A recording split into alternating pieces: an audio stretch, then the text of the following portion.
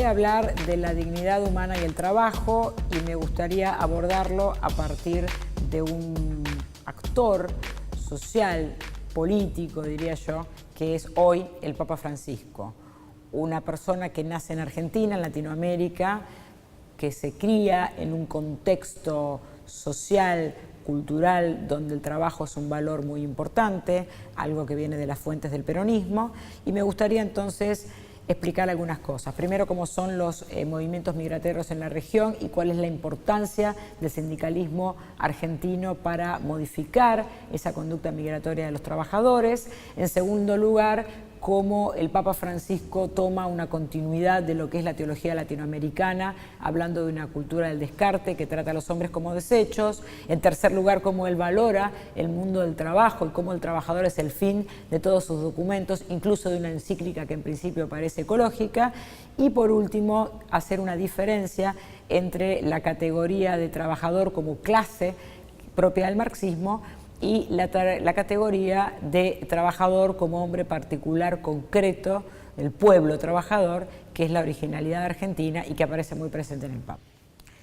Bueno, estoy muy contenta y agradecida de participar en este encuentro académico, en este congreso, y el tema que elegí para presentar al público interesado en el trabajo es justamente cómo aparece la categoría de trabajo en un personaje que hoy es de interés general, tanto para el mundo religioso, como es el mundo del catolicismo, como para el mundo de la política, el mundo del trabajo, y es el Papa Francisco, un Papa argentino, un Papa latinoamericano, cuya impronta y objetivo en todos sus discursos es justamente el tema del trabajo.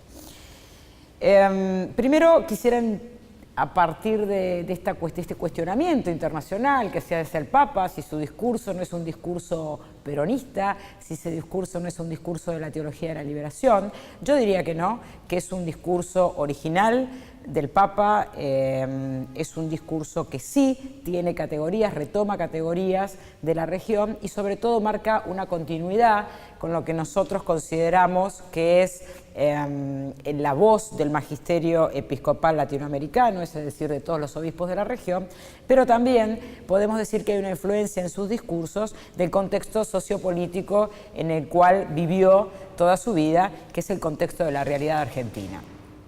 Y me gustaría partir de un dato que es la migración en la región latinoamericana. De acuerdo a las últimas cifras, se sabe que migran en Latinoamérica 5 millones de personas al año. De esas 5 millones de personas al año, solo un 5% es una migración argentina. De esas 5 millones de personas que migran por cuestiones laborales. Es gente que no tiene trabajo y cruza fronteras en busca de trabajo que le genere mejores condiciones de vida para ellos y su familia. Pero en el caso de los argentinos, ese 5% que migra tiene una particularidad. Primero, que no migra en la región, o sea, no migra a Latinoamérica, sino que migra a Europa, y los que migran son todos académicos en su mayoría. Esto nos está indicando que frente a problemas laborales, la cultura argentina no es salir del país, exiliarse y buscar otro contexto donde pueda garantizarle el trabajo, sino quedarse en su país y dar una lucha social y política. Eso es producto de algo que se conoce como la cultura sindical en Argentina. Un sindicalismo que tiene sus raíces en una migración italiana y española que viene de Europa, con formaciones socialistas y también anarquistas, y que luego es integrada, como todos sabemos, a través del peronismo, y es el que va a trabajar por los derechos de los trabajadores, por los derechos de la comunidad en total, incluso un sindicalismo aliado con la política. Ahora bien, esto hace que haya una cultura sindical y una cultura del trabajo en Argentina que, si bien fue impulsada por el peronismo, fue contaminando todos los sectores. La Iglesia Católica es una iglesia que en su ala más progresista ha trabajado mucho del lado del sindicalismo, sobre todo el Papa Francisco ha estado y está en contacto con el mundo del trabajo, y eso explica por qué sus últimos documentos hacen tanto hincapié que el camino a la liberación es el trabajo. Tema que además lo diferencia del resto de la teología de la liberación latinoamericana. En segundo lugar, quiero señalar por qué decimos que el Papa Francisco tiene una continuidad con la teología regional, episcopal. Si tomamos el último documento de los obispos latinoamericanos, que se conoce como el documento de Aparecida, ahí señala que en Latinoamérica y a nivel mundial, pero sobre todo en Latinoamérica, hay una cultura que está fragmentada entre lo que ellos denominan la cultura de la muerte y la cultura de la vida. La cultura de la muerte es una cultura que parte de un hombre, una concepción de hombre como un ser individualista, cuyo objetivo es el consumo, una cultura donde la libertad es entendida como un deseo desenfrenado, y eso lleva a la muerte, dicen los obispos latinoamericanos, y están denunciando una cultura que toma al hombre como un desecho. Incluso el Papa lo llama cultura del desecho. Los hombres son tomados como descartes. Los hombres sin trabajo son el descarte de una sociedad de consumo que no tiene cómo integrarlos. Y como contrapartida, ellos presentan lo que se denomina la cultura del encuentro, la cultura de la vida. Una cultura que parte de una concepción de hombre que no es un ser individual, sino un ser social, un ser relacional, dice el Papa Francisco. Un ser que se hace hombre con otros hombres, en relación con otros hombres. Esta otra forma de ver el hombre, que es el ser como un ser relacional, es un ser que es hombre en la medida en que está en relación con otros hombres. Aquel hombre que es expulsado del mundo del trabajo es un hombre que es expulsado de la sociedad en general, alguien que vive en los márgenes. Alguien que vive en los márgenes es alguien que está al borde de caer de la vida misma, pero más que de la vida misma, de lo humano. Una persona que no puede realizarse como hombre a través del trabajo es alguien que va quedando por fuera de lo humano. Por eso el interés del trabajador se convierte en un interés general de la especie, porque supera cualquier interés particular que tenga que ver con un progreso, por ejemplo, en la vida individual. Esta es una impronta que está puesta como un objetivo principal para la teología argentina, sobre todo, y lo que lo diferencia de la teología latinoamericana, donde el camino de la liberación es un camino que en muchos casos tuvo que ver con la lucha armada y que más bien estuvo aliada en los casos que no tomó la lucha armada con categorías del marxismo. En el caso de Argentina, este camino de la liberación se separa de estas categorías marxistas de clase y se liga a unas categorías más propias y locales del peronismo que tienen que ver con el trabajador como pueblo. Más que de clase obrera, están hablando de trabajadores, de un pueblo que no puede tener una dignidad humana si no es incluido en el mundo del trabajo. Si nosotros consideramos las últimas dos encíclicas, bueno, sobre todo la encíclica Laudato Si del Papa Francisco, él en un momento dice, bueno, no nos confundamos, esto no es un discurso verde más, porque parecería que en principio todo esto de hablar de la tierra, de la contaminación, se puede tomar como una encíclica verde, como una encíclica ecológica. Sin embargo, él dice, no, mi objetivo sigue siendo el hombre. Y cuando yo me ocupo de la contaminación ambiental y de la tecnología, me estoy ocupando de aquel mundo que está desplazando como valor el trabajo, y los primeros que van a ser perjudicados por toda esta situación que descuida el tema de lo ecológico son los hombres pobres, los hombres trabajadores. Entonces, ahí tenemos un dato de una encíclica que parecería una encíclica ecológica que en realidad tiene como fin último el trabajo. El objetivo siempre es el hombre y el hombre trabajador. En Argentina hay una frase que es muy conocida, que se le atribuye al peronismo, que es el ascenso social a través del trabajo. La palabra del ascenso, para los que conocen el mundo de la filosofía, es algo que viene de la línea neoplatónica. Comienza con un filósofo que se llama Plotino, y él habla del ascenso. El ascenso es un proceso de liberación en la filosofía. Alguien que está atrapado en una realidad que lo destruye, que lo insiste, que lo anonada, tiene que hacer un trabajo de exiliarse, de poder salir de esa realidad y poder ascender hacia un camino de liberación en términos metafísicos. Y eso quizás es bastante presente en la teología latinoamericana. Sin embargo, en Argentina, y esto es la particularidad de Francisco, ese camino del ascenso, ese camino de liberación, aún en el caso filosófico y teológico, es un camino que se realiza a través del trabajo. El trabajo es el camino de la liberación, no solo de la liberación social, no solo como método para incluir a los sectores marginales en el campo de lo político, sino que el trabajo también es un camino de liberación, incluso un camino a lo escatológico. ¿Por qué? Porque aquella persona que no tiene trabajo queda expulsado de lo humano. Lo humano es justamente lo que llamamos dignidad, es el derecho que tiene cualquier persona a la vida misma solo por ser un hombre. Ese es el único derecho que no puede perder, el derecho por la vida. Eso es la dignidad humana. Y ese derecho por la vida no es solamente vivir, sobrevivir, sino vivir en condiciones humanas. Una persona que es captada por una cultura del desecho y es tomada por un escarte, se lo va tirando, expulsando de lo humano. Por eso es tan fuerte la idea, incluso una idea que repetía Perón y que repite el peronismo, el trabajo dignifica. En este sentido, el trabajo es un camino de liberación y es un camino de salvación porque es lo que vuelve humano al hombre.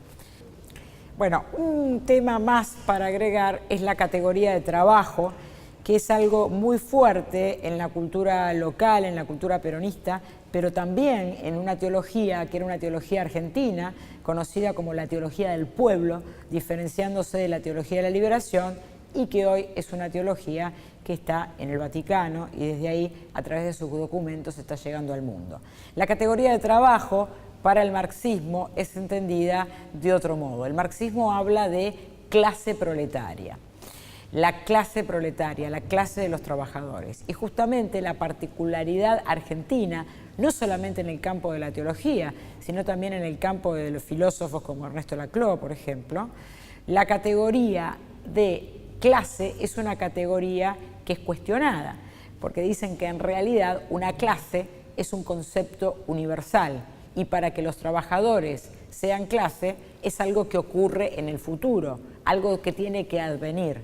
Mientras que la cultura argentina prefiere hablar del trabajador, no como clase, sino como pueblo. ¿Por qué? Porque cuando hablamos del trabajador y no de la clase proletaria, no estamos hablando de una categoría universal que tiene que advenir en un futuro a través de la mediación del partido, sino que estamos hablando de un grupo concreto de hombres que están sufriendo o que están sobreviviendo.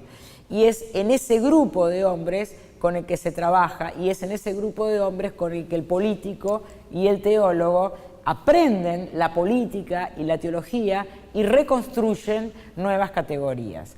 Por eso se habla de trabajo y no de clase. Esto es muy interesante distinguirlo. Esta es la particularidad del peronismo y esta es la particularidad de la teología argentina que hoy representa el Papa Francisco. El trabajador concreto, el trabajador particular, este hombre que tengo aquí y adelante, ese es el interés de la teología y ese es el interés de una política local. Podríamos decir que es el interés general de la política local y no necesariamente del peronismo, porque hay una modalidad en Argentina que podríamos decir que nosotros denominamos una cultura peronista, porque aún aquellos que no se definen o profesan en términos más religiosos como peronistas, de todos modos en su práctica de política popular, tiene que ver con esto, con tomar en cuenta al trabajador concreto y escuchar sus demandas. Escuchar sus demandas, que son demandas en la vía pública, que son demandas en la plaza. Estas demandas son escuchadas, promovidas y satisfechas. A partir de eso es que decimos que hay una política popular. Pero justamente el tema básico de todo esto es el trabajo entendido como dignidad, como aquello que en el hombre, aquello a través de lo cual el hombre plasma su ser, a través de lo cual genera valor, a través de lo cual se reconoce y a través de lo cual entra en el camino de lo humano. Entonces, como para concluir o a modo de conclusión, creo que es importante entender el trabajo, la dignidad que implica en el hombre el trabajo como un camino de liberación, entender que esta particularidad argentina hoy está llegando al mundo a través del Papa, que se ha convertido en un discurso relevante, como dije al comienzo, no solo para los católicos, sino para el mundo de la política en general. El tema del trabajador es un tema que incluso lo ha planteado en los Estados Unidos, como dicen algunos, el corazón del imperio, y me parece que es válido tenerlo en cuenta al momento de trabajar los derechos de los hombres, de nuestros compañeros, de los trabajadores. Mi nombre es Naila Artaza, pertenezco al Ministerio de Trabajo, a la Secretaría de Empleo. Estoy trabajando en la herramienta de crédito fiscal hace 6 años. Soy estudiante en la Universidad de Buenos Aires de la carrera Contador Público y vengo a contarles la herramienta que tiene el Ministerio de Trabajo, Crédito Fiscal. El crédito fiscal es una herramienta que tiene como objetivo acompañar a las empresas y cooperativas de trabajo en la formación de sus trabajadores, para aumentar la competitividad de la empresa, la productividad y generar puestos de trabajo de calidad. Es así que este programa existe desde el año 2007 en el Ministerio de Trabajo, con el cual se comenzó con un presupuesto de 4 millones asignado por la Ley de Presupuesto Nacional y hoy en día llegó a 200 millones, lo cual habla de la aceptación que tuvo la herramienta y la necesidad de continuar con la misma, dada la aceptación y continuar con este trabajo que se viene desarrollando con las empresas. Por otro lado, como todos sabemos, el avance de la tecnología ha estandarizado los procesos y es necesario acompañar esta estandarización con la capacitación de los trabajadores para poder adaptarse a la misma. Por eso el diseño del programa que les voy a presentar es una combinación de distintas políticas que desarrolla la Secretaría de Empleo para poder acompañar a la empresa en lo que ya vienen haciendo de manera más consciente o menos consciente y a aquellas que no lo desarrollan y tienen la necesidad de hacerlo. Podrán participar del programa de crédito fiscal las empresas en todos sus tamaños, las cooperativas de trabajo y los talleres protegidos de producción, quienes serán las ejecutoras de la herramienta y quienes tendrán el certificado una vez que finalicen con la historia de la propuesta.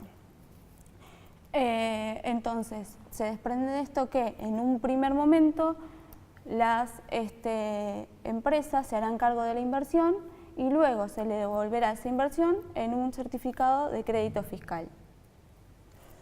El mismo podrá ser cancelado por el impuesto a la ganancia mínima presunta, IVA e impuestos internos.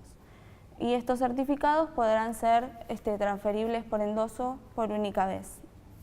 ¿Sí? Las empresas o cooperativas de trabajo pueden presentar propuestas de formación tanto para sus trabajadores ocupados como para trabajadores ocupados de una empresa o cooperativa de la cadena de valor o trabajadores desocupados. Lo importante es que siempre cuando hablamos de trabajadores ocupados sean de niveles operativos, dado que este es el objetivo, la población objetivo del Ministerio. Las acciones que pueden conformar la propuesta son de formación profesional, que son cualquier tipo de cursos que quiera realizar la empresa, certificación de estudios, nivel primario, secundario, terciario o superior, certificación de competencias laborales, entrenamiento para el trabajo y después tenemos lo que es el fortalecimiento institucional, que implica el fortalecimiento y posterior certificación de calidad de una institución de formación profesional para generar un vínculo entre las empresas e instituciones de formación profesional, logrando así una educación o formación de calidad. Y por último tenemos las acciones tendientes a mejorar un establecimiento de la empresa en términos de seguridad e higiene con el objetivo de mejorar las condiciones laborales de los trabajadores. Es así que, por ejemplo, para desarrollar una acción de formación profesional se van a tener distintos ítems que se reconocerán para la actividad. Todos los requisitos que tienen cada una de las actividades se encontrarán enmarcados en la resolución 847 del 2015, que es la que reglamenta el régimen de crédito fiscal. Allí se encontrarán los parámetros de cada actividad y los montos que se financian para cada una de ellas. Otro beneficio que tiene el programa es que se otorga un incremento por incorporación de trabajadores desocupados a aquellas empresas que incorporen más de 2 trabajadores una vez finalizadas las acciones de formación. Este incremento se calculará en base a lo rendido, la empresa lo solicitará y se calculará en base a lo rendido finalmente. Este coeficiente lo que tiene interesante es que es como un premio para la empresa, no tiene que rendir ningún gasto por ello, sino que es como un premio y se calcula en función al tamaño de la empresa y a la cantidad de trabajadores a incorporar. Otra de las cuestiones que financia el programa es equipamiento, tanto para escuelas en el desarrollo de certificación de estudio, como para instituciones de formación profesional que acompañen y ejecuten parcial o totalmente las propuestas de formación. Una vez que la empresa cooperativa diseña su propuesta de formación, debe cargarla en el sistema de crédito fiscal. Luego de esa presentación, en la fecha de presentación, se evalúa dicha propuesta por los equipos técnicos y esa propuesta debe alcanzar un mínimo de 14 puntos.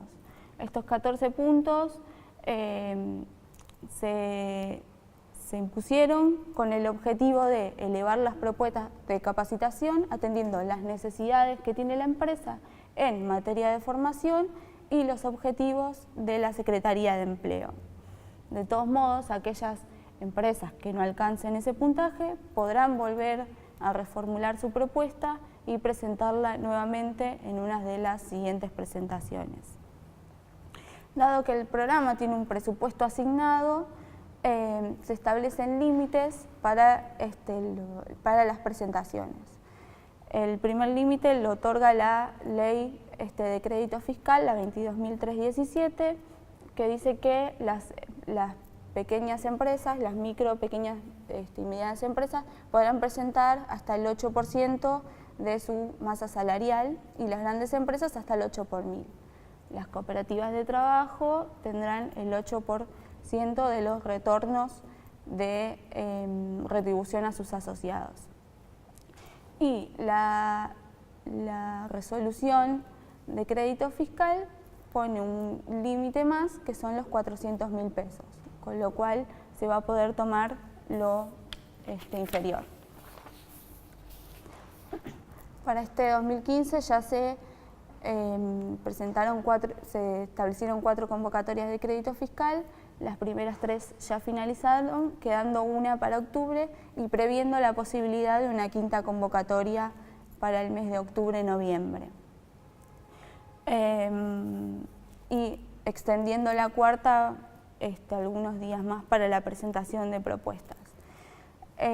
Bueno, para finalizar, me gustaría hacer énfasis en que el programa no es solo una herramienta para la formación, sino que implica el destino de fondos, no solo, digamos, que implica el destino de fondos resignando el ingreso de impuestos para el apoyo de aquellas empresas para capacitar a sus empleados y mejorar la condición laboral de los trabajadores. Hasta aquí llegó mi presentación. Muchísimas gracias por la invitación al 5º Congreso Nacional de ASILTRA.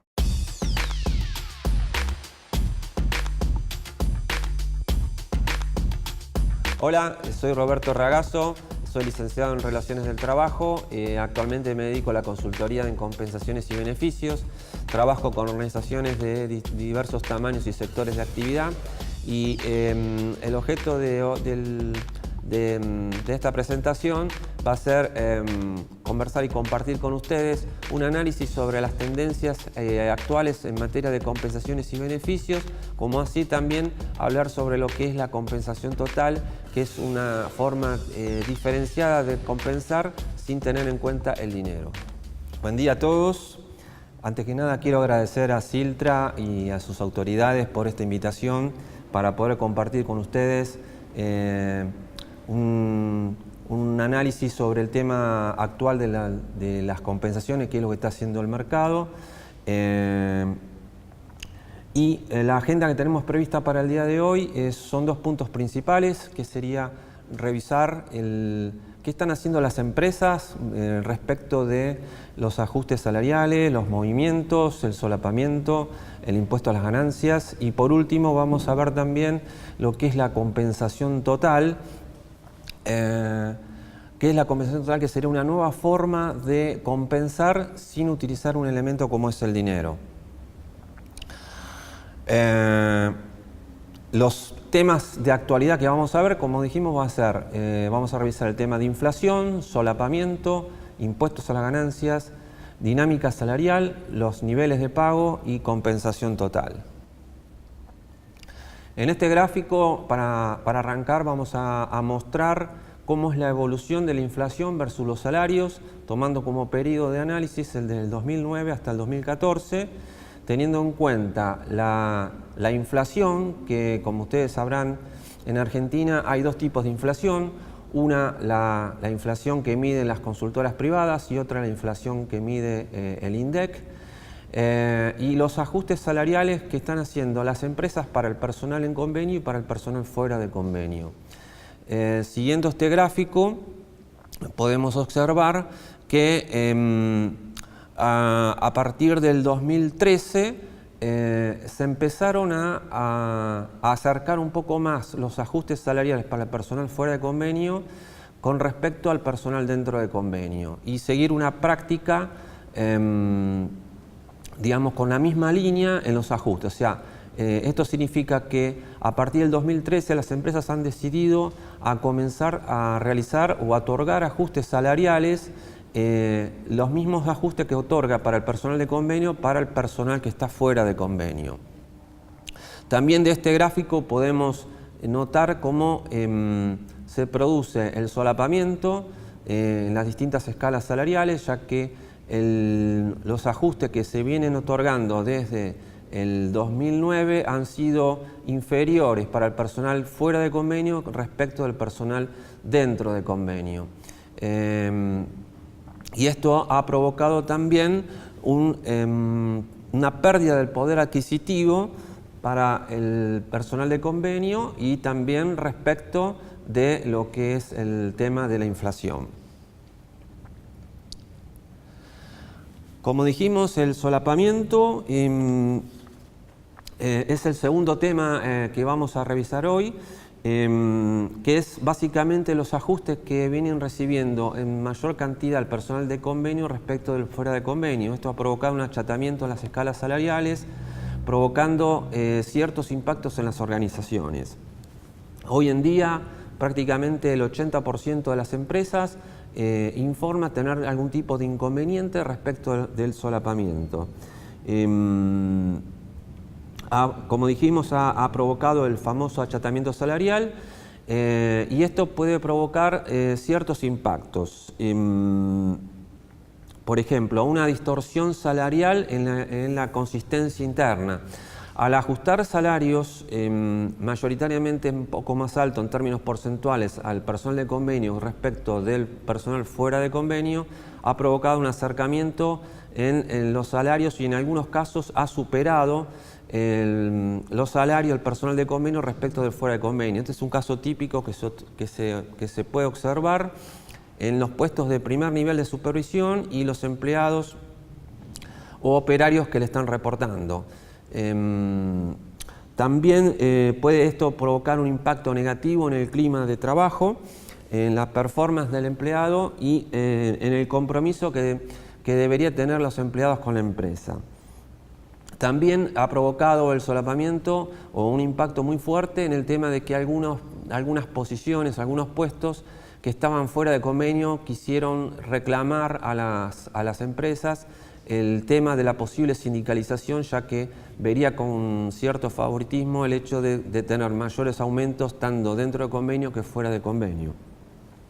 Y esto también puede provocar un impacto en la posible rotación del personal clave. Ahora bien, estos son distintos impactos que está sucediendo con el solapamiento, pero también las organizaciones están haciendo algún plan de acción para minimizar o disminuir esta problemática. Algunas de ellas son realizar ajustes selectivos, reforzando el tema de mérito y el desempeño.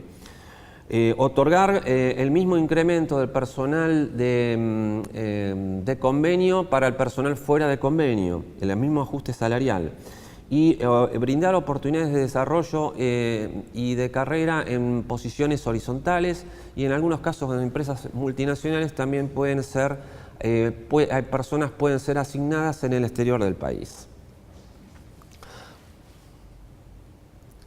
El otro tema que también impacta hoy en día en las compensaciones es el tema del impuesto a las ganancias. También acá, si bien es un poco más limitado las acciones que pueden reforzar las compañías,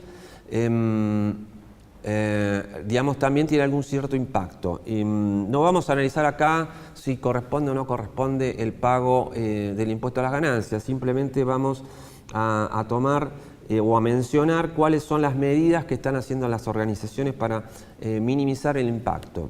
Alguna de ellas es el prorrateo del bono.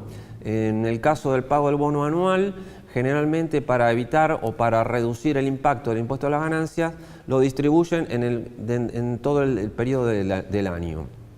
También ofrecen otorgamientos de incrementos salariales diferenciales, como también la incorporación de conceptos no remunerativos. Y por último, también están haciendo algunas mejoras en los beneficios actuales, como también la incorporación de beneficios, ya sean tangibles o intangibles. Ahora veremos un poco el cuadro de la dinámica salarial. Básicamente, en este cuadro podemos ver cuántos incrementos anuales otorgan las empresas, cómo se distribuye el pago, cuáles son los criterios y las modalidades que utilizan. En el tema de oportunidades, vemos allí que el 61% de las empresas otorga ajustes salariales 2 veces al año y un 18% lo hacen 3 veces. Generalmente estos ajustes lo realizan un ajuste en términos porcentuales mayor en el primer semestre y algo menor en el segundo semestre. Y los meses que más se mencionan para hacer los ajustes son marzo, abril, septiembre y octubre. Por su parte, los criterios que utilizan para hacer estos ajustes, los conceptos utilizados son la inflación, mérito y mercado, y las modalidades son incrementos generales, selectivos y o individuales, y también mixtos. Acá le presentamos un cuadro donde podemos observar cuáles son los ajustes, esto digamos en términos de promedio y para personal fuera de convenio, cuáles fueron los ajustes que se brindaron durante el año 2014. Está clasificado o ordenado por niveles jerárquicos y allí podemos ver que en promedio en el año 2014 se otorgó un 34% de ajuste salarial. Con alguna pequeña diferencia en los niveles más altos de la compañía, en los niveles top, de la gerencia senior, los directores, que abarcó un 35%, y un poco menor en el grupo de analistas, que llegó a un 33%. Y en lo que va del primer semestre, estamos llevando del 2015, estamos llevando un promedio de un 17,5% de ajuste, y lo que está previsto, tomando en consideración todo el año 2015, o sea, es decir, de enero a diciembre, la estimación de ajuste anual sería aproximadamente entre 30 y 32%, por lo cual estimamos que en el segundo semestre, en la segunda parte del semestre, se otorgará un 18% restante.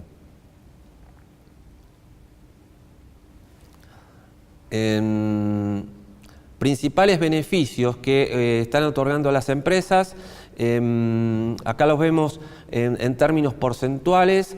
Los principales clásicos beneficios son la cobertura médica, que el 93% de las compañías lo otorga para su personal, el 79% brinda un beneficio de automóvil, el 67% lo hace para seguro de vida. Hay un 43% de empresas que también otorga vacaciones adicionales a las que están estipuladas por ley, un 57% brinda el servicio de un comedor y el 51% da también gastos de educación para los empleados. En este caso estamos aquí involucrando desde cursos de idiomas o cursos de máster o posgrados.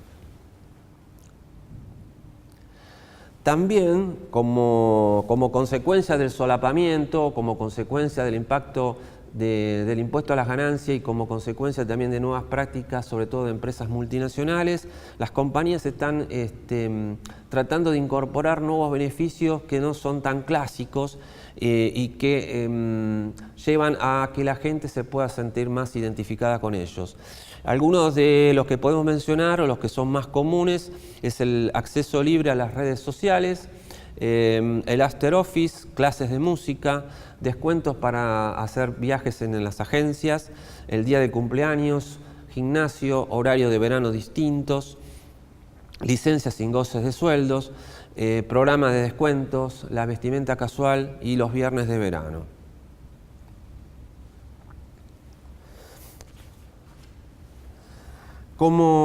También como producto del surgimiento de nuevas prácticas y metodologías de las empresas internacionales, los presupuestos limitados, el tema, como lo venimos mencionando, el impuesto a las ganancias, el solapamiento y el contexto inflacionario, hacen que las empresas estén buscando una nueva forma de compensar con elementos diferentes al dinero. Esto es la compensación total, digamos, que se la podemos definir como aquella, monetaria o no, que la compañía proporciona a sus empleados teniendo en cuenta el talento, el tiempo, el esfuerzo y los resultados que logre cada empleado. Desde el punto de vista de la empresa, digamos, un adecuado diseño de un plan de compensación total va a permitir alinear a los comportamientos de los empleados con la estrategia de la compañía, ser más eficiente a la hora de asignar presupuestos o costos de personal a aquellos elementos de la compensación que más motivan a los empleados. Y también un adecuado modelo de compensación total es una de las herramientas críticas a la hora de crear y comunicar la propuesta del valor al empleado. Si lo vemos desde el punto de vista del empleado, un paquete de compensación total flexible va a permitir segmentar y diferenciar la compensación para los distintos niveles de empleados dentro de una organización. De este modo, la organización podrá atraer y retener a los empleados que verán cómo su paquete de compensación total es individualizado y alineado con sus preferencias. Ahora veamos cómo está conformado el paquete de compensación total. En el cuadro podemos observar que hay elementos cash y también tenemos conceptos tangibles e intangibles. Los elementos cash podemos decir que podemos encontrar el salario fijo garantizado, que se traduce básicamente en el sueldo mensual o en el aguinaldo que cobran todos los empleados. Los pagos variables de corto plazo, que los podemos traducir como los bonos anuales, las comisiones, incentivos o premios que normalmente o en su mayoría percibe la fuerza de ventas, los pagos variables de largo plazo que se traducen en los programas de acciones o de stock options y los beneficios generales y o selectivos, como mencionamos algunos, el automóvil, la cobertura médica, un seguro de vida, préstamos, entre otros. Todos estos elementos que mencionamos son cash y son a la vez tangibles, mientras que los conceptos intangibles lo podemos encontrar en el entorno del trabajo y el equilibrio existente entre la vida laboral y familiar que se persigue en la organización. Y esto se puede traducir bien teniendo un lugar confortable de trabajo, un nivel de cultura y de clima laboral, oportunidades de carrera y de desarrollo, liderazgo y orientación, entre otros. Bien, habíamos visto recién el tema de cómo se estaba compuesto el paquete de compensación total. Acá vamos a ver cuáles son las tendencias actuales y cuáles deberían ser las nuevas tendencias en este nuevo concepto de compensación total. Hoy en día la compensación total la tendencia es priorizar el componente cash solamente y los componentes, el resto de los componentes, salario fijo, el salario variable, los beneficios, están de un modo aislados. no se trata de buscar algo que esté más alineado con los resultados del negocio. La nueva tendencia sería que tenga la posibilidad de tener una visión del paquete completo de compensaciones. Esto es básicamente tener un paquete que esté conformado, como lo vimos, por un salario fijo, por un componente variable, beneficios y tener también un equilibrio entre la vida laboral y la vida familiar. Bien, el otro aspecto que tenemos que tener en cuenta es la optimización del retorno de la inversión. Hoy en día la tendencia está puesta en el foco en el benchmark, en los pagos variables de corto plazo no alineados al negocio y también como un punto importante la compensación. Depende cómo la mide la organización, puede ser un costo o puede ser una inversión. Y la nueva tendencia es analizar qué vamos a considerar dentro para el retorno a la inversión. Y bueno, tenemos acá para armar un paquete o diseñar un paquete de compensación total, es necesario tener en cuenta las necesidades de la compañía, la de los empleados, la estrategia del negocio y los resultados. También el hecho de poder definir qué quiere la organización, beneficios fijos o beneficios flexibles. O sea, el hecho de que cada empleado pueda elegir con libertad los beneficios que más les interese. Los pagos variables que los puedan relacionar con los indicadores de negocio. También relacionar el pago variable con el desempeño obtenido por cada empleado y también deberíamos maximizar la elegibilidad, es decir, la población a la cual podría acceder a este paquete de compensación total. El otro elemento o otro aspecto es que las organizaciones deberían tener una diferenciación de los puestos claves o que tengan alto potencial. Hoy en día hay poca existencia de políticas diferenciadas, hay escasa identificación también de altos potenciales y encontramos un vínculo débil entre desempeño y pago. La nueva tendencia es poder implementar o revisar herramientas que nos permitan identificar puestos claves o de alto desempeño, definir la elegibilidad a incluir y diseñar políticas diferenciales. Y también el otro aspecto es la comunicación del programa de compensación total a todos los niveles de la organización. Hoy en día, para este tema, hay un cierto temor a comunicar, no se sabe a qué punto están con dudas sobre qué vamos a comunicar.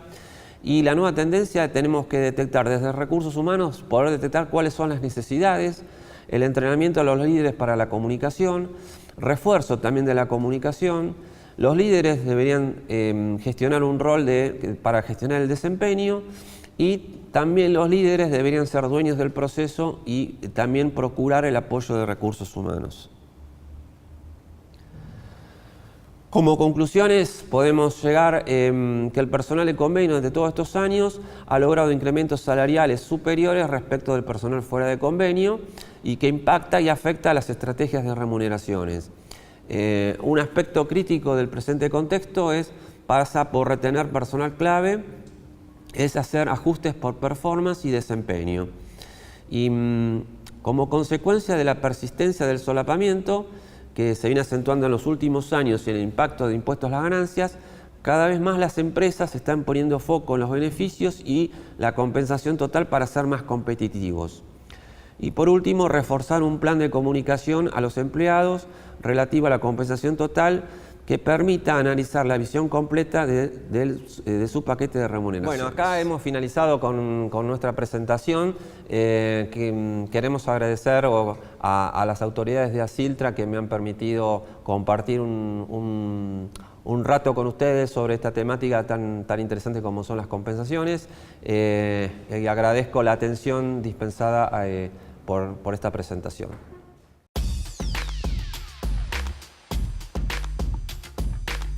Bueno, mi nombre es Pablo Macía, soy docente de la Universidad Nacional Arturo Jauretche, secretario general del sindicato docente universitario de esa misma institución y secretario de formación e investigación de la CTA de Florencio Varela. El tema que vamos a abordar es alcances y desafíos en la agenda integral de los trabajadores. El desarrollo integral de una agenda de los trabajadores implica una concepción política que incorpore las demandas del conjunto de los espacios en que los trabajadores desarrollan su actividad. Esto lo que intenta es romper con una visión corporativa que está vinculada fundamentalmente a la defensa de los derechos que los sindicatos hacen por rama de producción, vinculados a sus propias tareas, pero una visión más integral, más política, lo que intenta es abordar las demandas del conjunto de los trabajadores. Tanto trabajadores con empleos registrados como trabajadores con empleo no registrados, y fundamentalmente también una realidad que a partir de los 90 irrumpe en nuestro país, que es la de los desocupados. Esta visión más integral no solamente es éticamente solidaria con los trabajadores más vulnerados de nuestra sociedad, sino que es efectiva en términos de brindar mejores condiciones de trabajo al conjunto, ya que la asignación de recursos a los trabajadores desempleados, por un lado, mejora la capacidad de consumo de los sectores populares, trayendo beneficios también en términos de mayor producción y mejores condiciones para seguir desarrollando el empleo dentro de una sociedad. Pero además de esta cuestión, consideramos desde el movimiento sindical que también estas medidas son favorables estratégicamente a las empresas nacionales, porque, como decíamos antes, las mejoras de las condiciones de trabajo del conjunto de los trabajadores también generan ventajas competitivas en recursos humanos que, junto con la innovación tecnológica, permite desarrollar una productividad también en las empresas. En este sentido, existe una tradición en una corriente sindical de nuestro país que no solamente trabaja las reivindicaciones de salario y condiciones de trabajo, sino esta perspectiva más global. Esto se puede reflejar en algún punto en los programas de Huerta Grande y de La Falda, de lo que era la CGT en la época de los 50 y 60, fundamentalmente, en lo que se llama la resistencia peronista, también en lo que es el programa de la CGT de los argentinos, y más recientemente en los 80, con el retorno de la democracia, en los 26 puntos de la CGT. Digo esto porque nos parece que un sindicalismo vinculado a mejorar las condiciones del conjunto de la sociedad y también pensando en un desarrollo productivo para nuestro país es uno de los ejes que impulsan también una agenda futuro para llevar adelante. En este contexto, en los 90, irrumpió una nueva organización como la CTA y movimientos sociales de desocupados que intentaban abordar esta temática que recién les comentaba de grandes niveles de desocupación.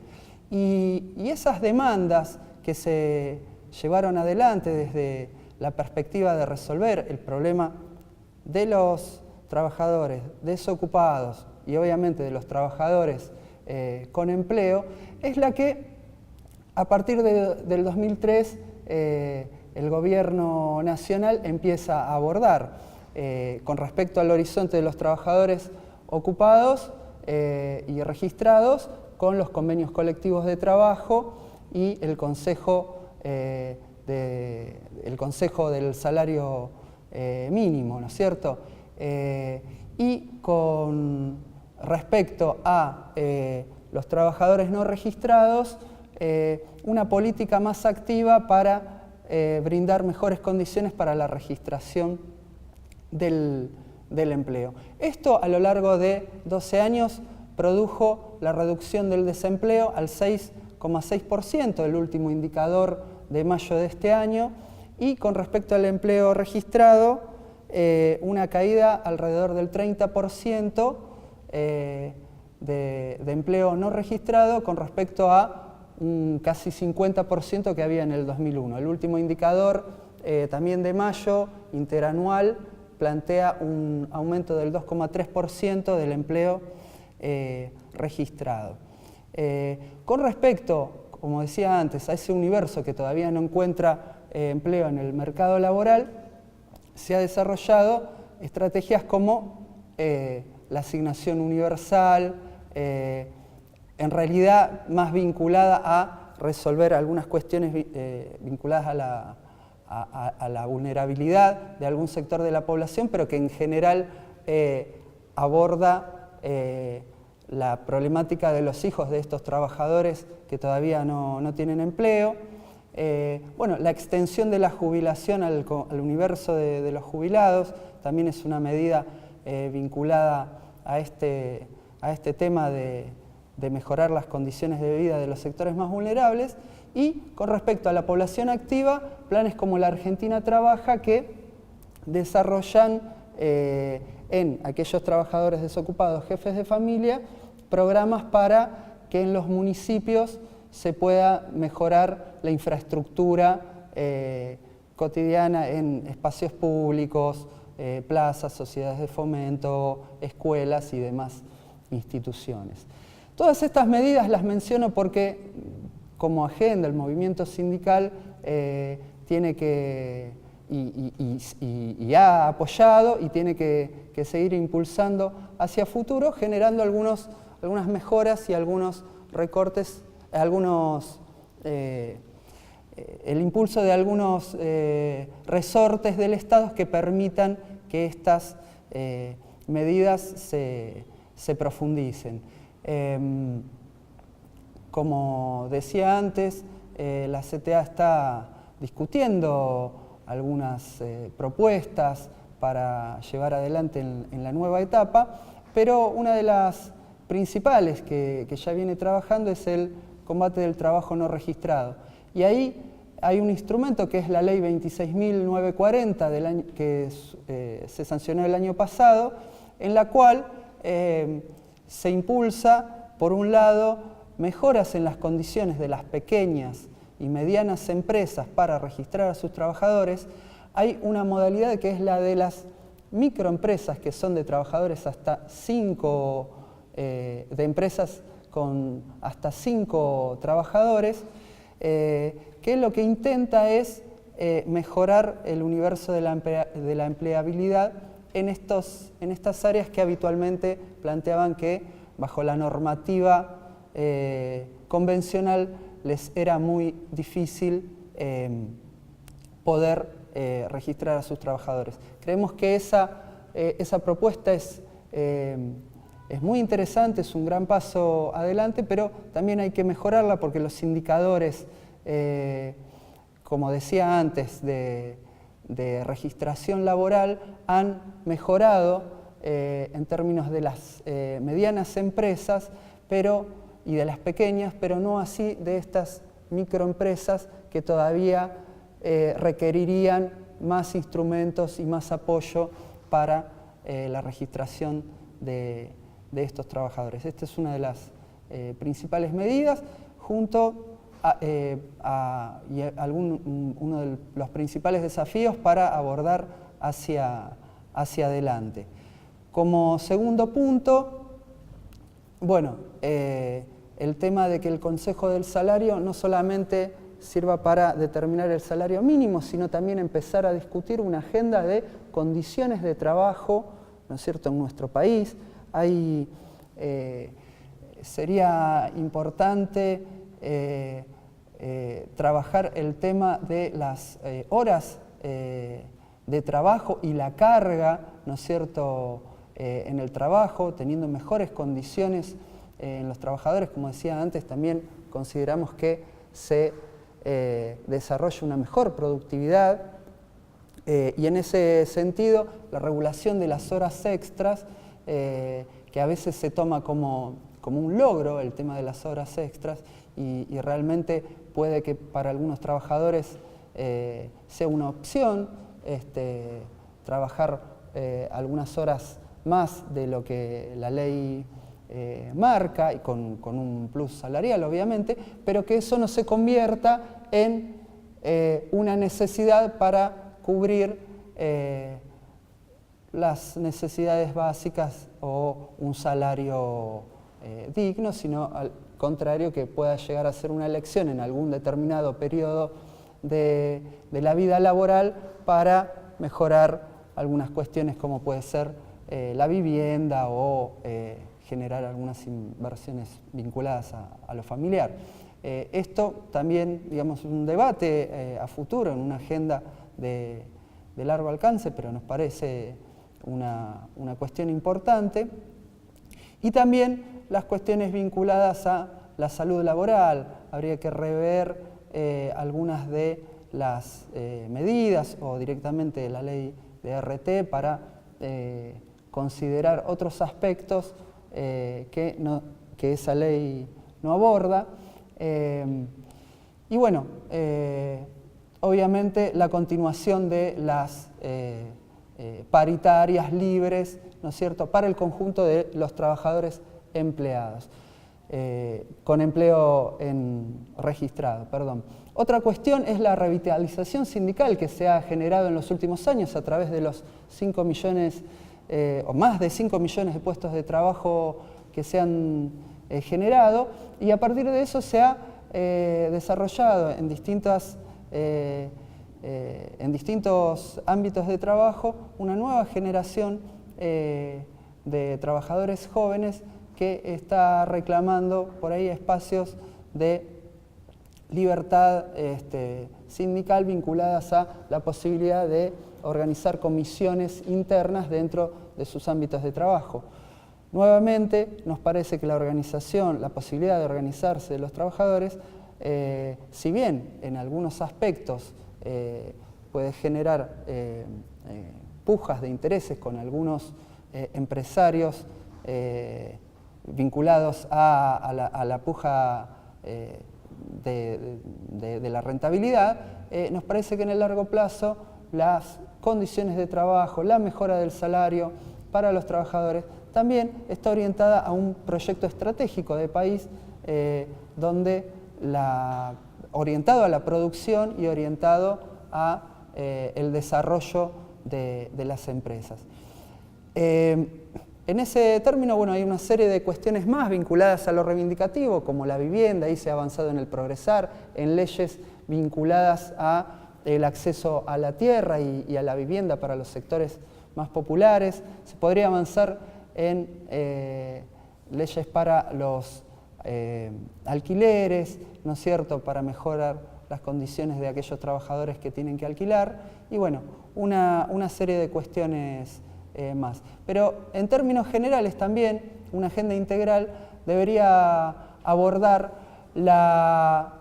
y debería seguir defendiendo el rol del Estado en la economía en función de que utilice todos sus resortes, como la universidad pública, como los espacios vinculados a ciencia y tecnología y educación, al servicio del desarrollo tecnológico y el crecimiento del aparato productivo de nuestro país en base a el conocimiento técnico que permita desarrollar nuevas fuentes de trabajo para los trabajadores, pero fundamentalmente también generar un espacio de desarrollo económico con crecimiento, pero siempre vinculado también a la inclusión y a la mejora de las condiciones de los trabajadores en su conjunto.